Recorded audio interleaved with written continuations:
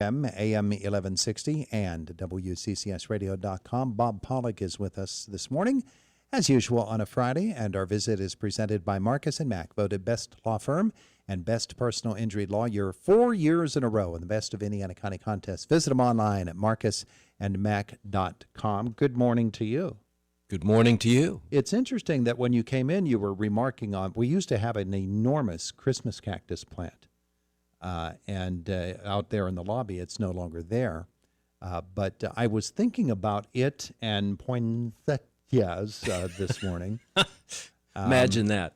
And I know that, there was a time when we put them away and get them ready for the Christmas season so that they're blooming and red and pretty come Christmas season.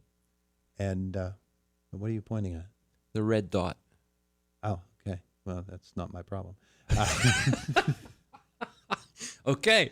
But all that being the case, October. When does that time come? October. October. Yes. Okay. I didn't know how long it takes for a plant to be put away before it does. Like 12 to 16 weeks. So. Yeah. Okay. So you just go to Christmas and count back 16 Yes. weeks and you're good. You got it. All right. Unless you want it earlier or later. And then you adjust that accordingly. Yeah. It could be a Thanksgiving cactus. And right, it could be. Mm-hmm. All right. So, all right. I was curious about that. A lot of times the Christmas cactus or Thanksgiving cactus will do that on their own just because of the natural light conditions. Uh-huh. I don't put mine in any special place. It's where it is. And it blooms. Knows how to read the room. Yeah, it gets enough darkness on a daily basis to handle that on its own. Mm-hmm. All right, so we're at the end of August, and there are certain things that we like to do in the fall. When September gets here, people start to think about what's the lawn going to look like next year. Now, this year, in the month of August, it's been really rough because there's been no rain. It has been. And so there have been a lot of people that have gone this entire month without mowing because they haven't had to. They're probably cheering. There's probably long-term ramifications for our lawns from the extremely dry and at times extremely hot August. But when we get to September, we start to begin to think about conditioning our lawn for the next season, don't we? We do. We should. So what are some of the things we should do? As dry as it is and has been, what do we do? Do we just let it alone? If we need to repair areas, if we need to reseed, or maybe we have a new lawn that we want to seed, mm-hmm. or we want to redo our whole yard, should we do it now? And I guess thinking through that, it will rain sometime. It did last night. It did last night. I had what did I have? A 1/10 and a half? Yeah. Maybe if I'm pushing it, probably better off saying, it's just a hair above a 1/10. Mm-hmm. Which, as dry as it is, okay, every little bit helps, but didn't do much, Okay. However, in combination with the cooler temperatures that we're having now, that kind of takes the edge off. We don't have that high heat temperatures to just bake everything more than it's already baked. The positive things about going ahead and doing that now, reseeding, fixing spots, is that it's dry. So you can work the soil, although, in spots it's going to be tough to work mm-hmm. Because it might be baked and hard. So you got to have a little extra effort to work the ground up. So you need to do that. But while it's dry, it's much easier to do those jobs than it is when it's wet. So we have a window here, and we're at the time where we can do that. And you can go ahead and seed and get it covered. Mm-hmm. And then when it does rain, you're ready to roll. And the sooner you get it done, essentially we're in September, the sooner the better, because we want to have enough time for that to germinate and get started, mm-hmm. get a root system, and then go into fall. And you might get 1 or 2 mowings out of that, if it germinates soon. Uh-huh. But, looking ahead in the next couple of weeks, we hardly have a chance of, I think there's one chance next Thursday, and that'll change between now and then to get a little bit of rainfall. Now, if you have the ability to supplemental water, Yeah. then okay. That helps get things moving along. Yeah. All right. Let's see if this caller is calling for you. Good morning. Good morning, Todd. How you doing? Wonderful, wonderful. What can we do for you today?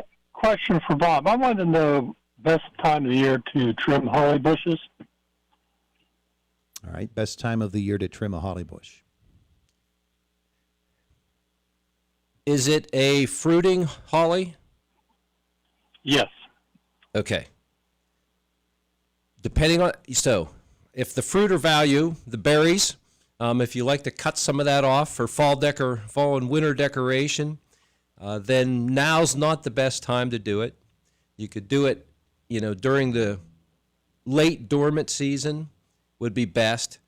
Of course, most hollies, the flowers are not, you can hardly notice the flowers. It's the fruit display that can be the most ornamental, the red berries in the fall. So if those are valuable to you, then we want to try to select a time where you can still enjoy those. Or if you only need some, then you could do some tidying up now.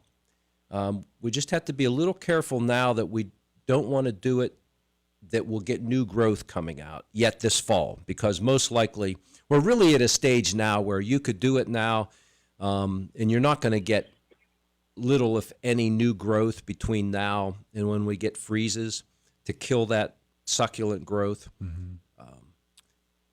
I like to get a flush of growth in the spring, and then right after that you can go in and prune, especially if it's an established plant where it has boundaries where you need to keep it at a certain size so it doesn't encroach on a sidewalk or a patio or the neighbors. Are you cutting back in order to make everything smaller, or are you just trying to shape it up a little?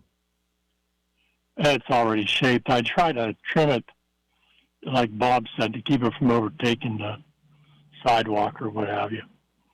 Yeah, I was told that I was told a while ago you need a male and a female, and the male's the one that has berries. Not all cultivars require that, but if you have one that does get fruit, yes, there usually needs to be one male, and one male is all you need somewhere. Right. And like I have one in my yard, and I did not specifically plant a male, but yet I get fruit every year. So somebody around you, it doesn't have to be The next males door get neighbor. around a little bit? Evidently, yeah. Gee. The pollen travels, but you get fruit. But yes, I'm going to my Bible right now to find out if that's even kosher. What were you going to say, Colin? That's good information. All right, very good. Thank you for calling. there really Okay, is a thank you. fair amount of flexibility on pruning those. And especially if you have it at the size you want it and you are just trying to keep it from encroaching on something, I tend to just, whenever you need to, keep it back. Because if you let it go, then, and the longer you let it go, then the more you have to trim off. And then the more likely you're going to get back into wood that won't generate new growth. So taking a little bit off, you might have to sacrifice a little bit of fruit here or there, but if that's not critical to you, then err on the side of pruning.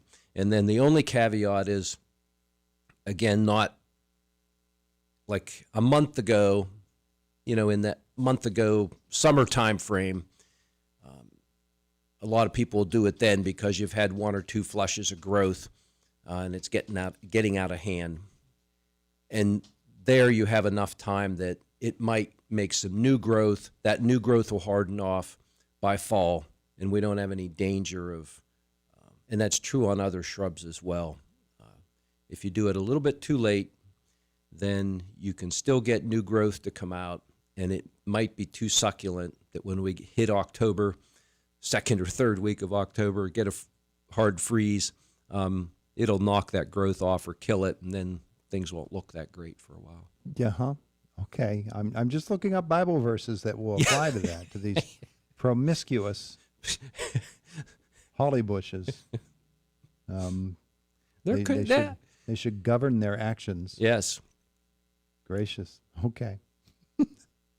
Yeah. All right, some hollies are strictly foliage, and then there's like the American holly would be an example, and the whole Meserve.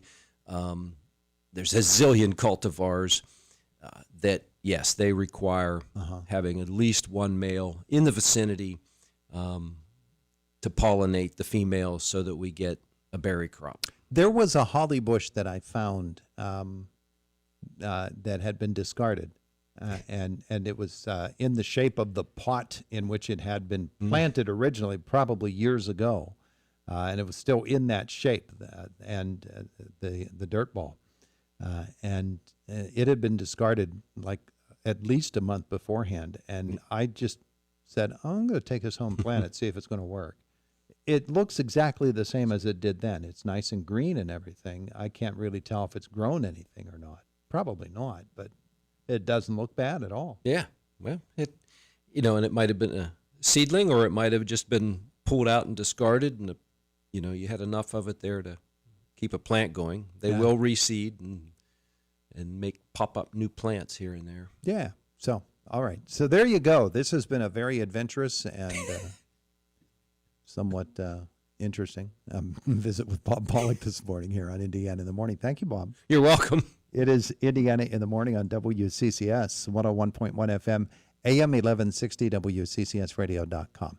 Fox News next, and then after that, Josh Widdison in our WCCS newsroom. It is a Friday morning, and we're on the way today to 69 degrees.